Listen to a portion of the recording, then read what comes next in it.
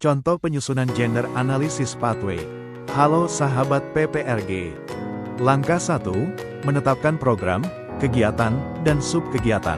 Pada kolom pertama gap, tuliskan program, pengelolaan sistem data gender dan anak.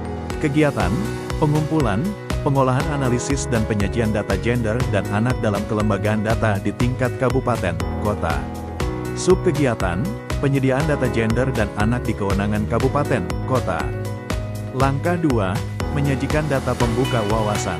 Data pembuka wawasan digunakan untuk menggambarkan kondisi yang ada saat ini. Sebagai contoh, belum seluruh perangkat daerah memiliki data terpilah menurut jenis kelamin. Ketersediaan data gender dan anak antar perangkat daerah masih bervariasi. Belum seluruh data digunakan sebagai dasar penyusunan kebijakan dan program. Data ini menunjukkan bahwa kualitas dan pemanfaatan data gender masih perlu ditingkatkan.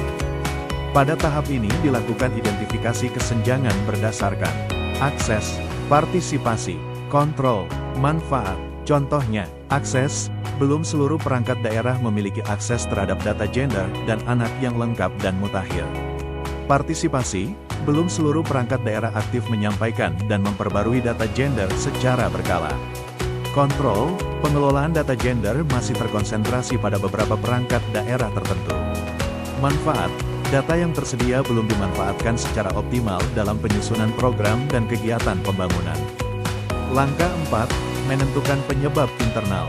Penyebab internal adalah penyebab yang berasal dari instansi pemerintah. Contohnya, belum optimalnya koordinasi antar perangkat daerah. Belum adanya mekanisme pengumpulan data yang terstandar. Terbatasnya kapasitas pengelola data gender dan anak. Belum tersedianya media berbagi data yang mudah diakses. Langkah 5, menentukan penyebab eksternal. Penyebab eksternal berasal dari luar organisasi. Contohnya, rendahnya kesadaran pentingnya data gender pada sebagian pemangku kepentingan. Perbedaan kemampuan pengelolaan data antar perangkat daerah. Keterbatasan data pendukung dari sumber eksternal. Langkah 6, reformulasi tujuan. Tujuan awal kegiatan biasanya hanya berorientasi pada penyediaan data.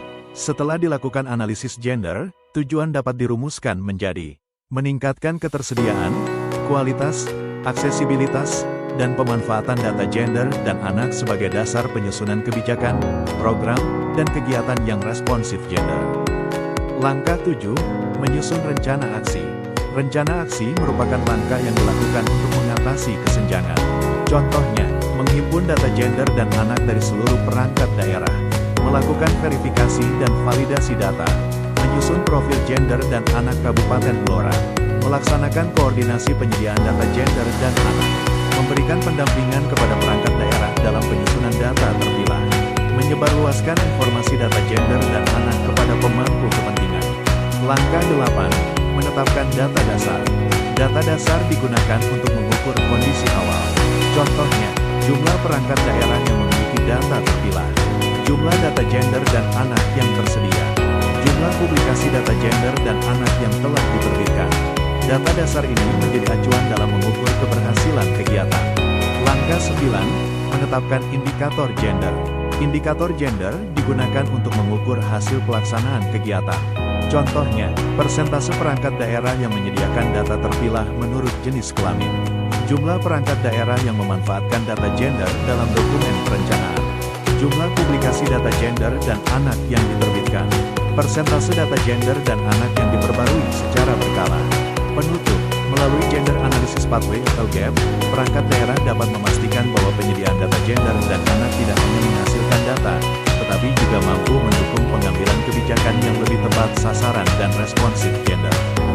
Data yang berkualitas akan menghasilkan analisis yang berkualitas, dan analisis yang berkualitas akan menghasilkan pembangunan yang lebih adil bagi perempuan dan laki-laki. Sampai jumpa pada video berikutnya mengenai penyusunan Gender Budget Statement atau GBS. Sahabat PPRG, bersama mewujudkan perencanaan dan penganggaran yang responsif gender.